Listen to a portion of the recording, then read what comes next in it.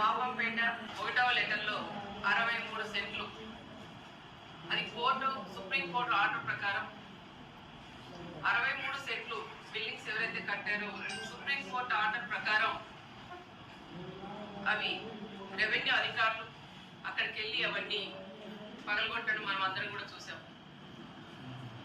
అది supreme court order ప్రకారం వాళ్ళు చేస్తే అయినా మా పార్టీ లీడర్ ఎక్స్ జెడ్పీటీసీ కానీ అక్కడుండే లీడర్లు అందరూ కూడా కలిసి ధర్నా కూడా చేసి ఇవి తీసేయకూడదని చాలా వరకు ప్రయత్నం చేశారు.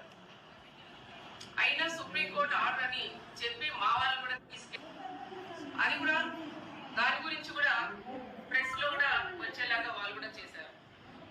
కానీ దాని గురించి తోపు ఒక మాజీ ఎమ్మెల్యే వెళ్ళి అది రాజకీయం చేసి ఆ రోజు పగలగొట్టినప్పుడు అక్కడికి వెళ్ళి ధర్నాలు చేసి ఎందుకు నిలిపేయలేకపోయినాడని నేను కూడా ప్రెస్ ద్వారా కూడా నేను అడుగుతున్నాను.